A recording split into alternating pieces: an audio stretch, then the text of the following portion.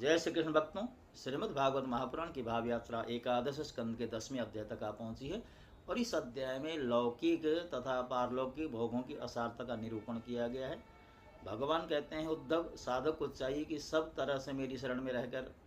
गीता, पांचरात्र आदि में मेरे द्वारा उपदिष्ट अपने धर्मों का सावधानी से पालन करे। साथ ही जहाँ तक उनसे विरोध न हो वहाँ तक निष्काम भाव से अपने वर्ण, आश्रम और कुल के अनुसार सदाचार का भी अनुष्ठान करे। निष्काम होने का उपाय यह है कि स्वधर्मों का पालन करने से शुद्ध हुए अपने चित्त में यह विचार करे कि जगत के विषय प्राणी, शब्द, स्पर्श रूप आदि विषयों को सत्य समझकर उनकी प्राप्ति के लिए जो प्रयत्न करते हैं उसमें उनका उद्देश्य तो यह होता है कि सुख मिले, परंतु मिलता दुख ही है। इसके संबंध में ऐसा विचार करना चाहिए कि स्वप्न अवस्था में और मनोरथ करते समय जागृत अवस्था में जो भी मनुष्य मन ही मन अनेकों प्रकार के विषयों का अनुभव करता है, परंतु उसकी वह सारी कल्पना वस्तु शून्य होने के कारण व्यर्थ है। वैसे ही इंद्रियों के द्वारा होने वाले भेद बुद्धि भी व्यर्थ है, क्योंकि यह भी इंद्रियजन्य और नाना वस्तु विषय होने के कारण पूर्ववत असत्य ही है। जो पुरुष मेरी शरण में हैं उन्हें अंतर्मुख करने वाले निष्काम अथवा नित्य कर्म ही करने चाहिए। उन कर्मों का बिल्कुल परित्याग कर देना चाहिए जो बहिमुख बनाने वाले अथवा सकाम। जब आत्मज्ञानी को उत्कट अभिलाषा जाग उठे तब तो कर्म संबंधी विधि विधानों का भी आदर नहीं करना चाहिए।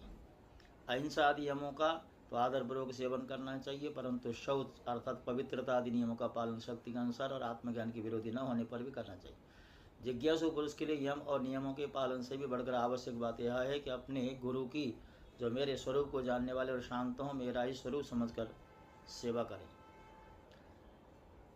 शिष्य को अभिमान न करना चाहिए, वह कभी किसी से डाह न करे, किसी का बुरा न सोचे, वह प्रत्येक कार्य में कुशल हो, उसे आलस्य छू न जाए, उसे कहीं भी ममता न हो, गुरु के चरणों में दृढ़ अनुराग हो, कोई काम हड़बड़ा कर न करे,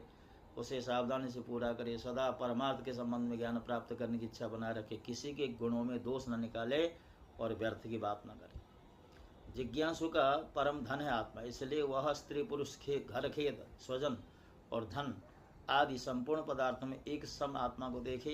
किसी में कुछ विशेषता का आरोप करके उससे ममता न करे। हे उद्धव, जैसे जलने वाली लकड़ी से उसे जलाने और प्रकाशित करने वाली आग सर्वथा अलग है, ठीक वैसे ही विचार करने पर जान पड़ता है कि पंचभूतों का बना स्थूल शरीर और मन, बुद्धि आदि 17 तत्वों का बना हुआ सूक्ष्म शरीर दोनों ही दृश्य और जड़ है, तथा उनको जानने और प्रकाशित करने वाला आत्मा साक्षी एवं स्वयं प्रकाश है। शरीर अनित्य, अनेक एवं जड़ है, आत्मा नित्य एवं चेतन है, एक है। इस प्रकार देह की अपेक्षा